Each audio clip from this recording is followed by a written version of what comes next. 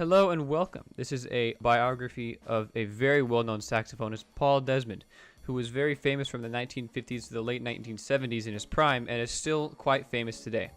I'll be going over Paul Desmond's life and how his musical career was shaped as his life progressed. So without further ado, here we go.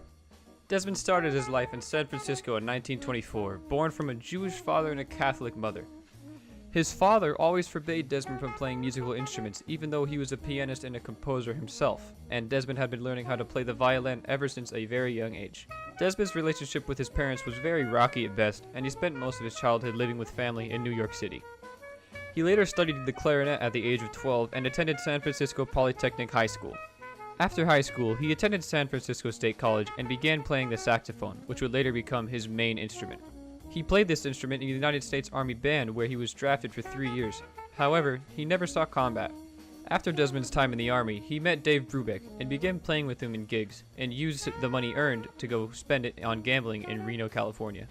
Desmond then left to New York City in 1950 to play for Jack Fina, but later returned to California to play with Brubeck after he heard some of his songs on the radio. Brubeck was quite angry with Desmond after he left him to play with Jack Fina, but after a small disagreement, he let him back into the Dave Brubeck Quartet. Desmond would remain with the Dave Brubeck Quartet for the rest of his years. During his time in the quartet, they played Take 5, which was first performed on July 1st, 1959. Take 5 became a huge hit in society, and to this day is still the biggest selling jazz single ever made. Despite its age, it is still played on the radio and recreationally, and has been a jazz standard ever since its release. With Desmond on the saxophone, Brubeck on the piano, as well as Eugene Wright and Joe Murillo on bass and drums, Desmond was able to show off his skills in one of the most memorable solos ever played and is recognizable by almost every saxophonist to this date. Desmond was well known for having a sound that, in his words, sounded like a dry martini, producing a light melodic tone with his saxophone. He achieved this with a Selmer Super Action alto saxophone with an MC Gregory hard rubber mouthpiece, both from 1951. And he also played on a rather stiff Rico 3.5 reed, which is not normally used for jazz performances. Despite this, he has given himself a very distinct and unique tone that is very hard to replicate. Anyways, during his last few years in the Dave Brubeck Quartet, Desmond was diagnosed with lung cancer due to his heavy smoking habits.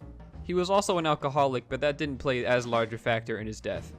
Even with his illness, he performed one last time in February of 1977 with Brubeck in New York City.